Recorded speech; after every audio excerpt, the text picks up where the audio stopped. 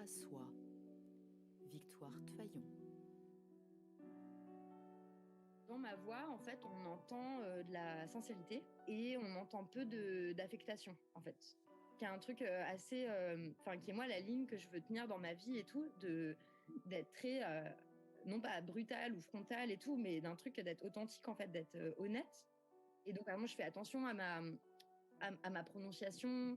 J'essaie de ne pas parler comme une Parisienne. J'essaie de dire vraiment ce que je pense, en fait. Voilà. Et d'être plus posée aussi intérieurement, de respirer, d'être bien à l'intérieur de moi et tout, enfin, d'être bien présente. Et je pense que c'est ça que les gens entendent.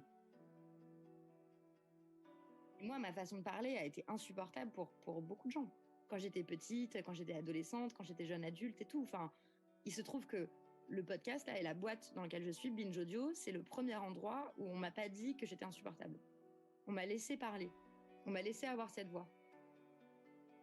Moi, comme journaliste, par exemple, mon but, c'était aussi de ne pas être désagréable. Sinon, les gens ne m'écouteraient pas. La façon la plus évidente, en fait, de ne pas être désagréable quand on est une femme, c'est d'avoir une voix douce et très agréable et séductrice et tout ça, là. Mais ça me saoule aussi, en fait. Donc, d'essayer de trouver un juste milieu entre ça et ce qu'on appelait dans ma famille les voix de poissonnière, de mal parler et tout, quoi. Moi, on me reprochait de parler comme un charretier. Enfin, du coup, c'est plus étroit, quoi. On reconnaît une voix comme féminine, donc on l'écoute pas. Tout comme on n'écoute pas les enfants et on n'écoute pas les gens des classes populaires et on n'écoute pas, c'est-à-dire qu'on identifie la voix, c'est ça qu'on entend et donc on les écoute pas.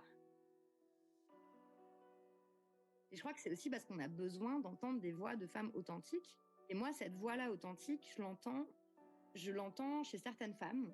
Et je crois que c'est quand même assez nouveau. C'est une façon de parler, en fait. C'est une voix aussi qui est particulière.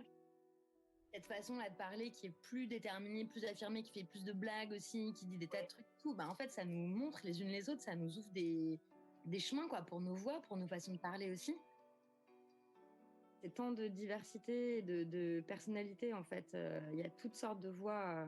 Ça m'émerveille, en fait, la diversité possible, le nombre d'expériences, tout ce qui se passe dans les voix et tout. Les choses qui m'émeuvent le plus, c'est dit par des femmes, quoi.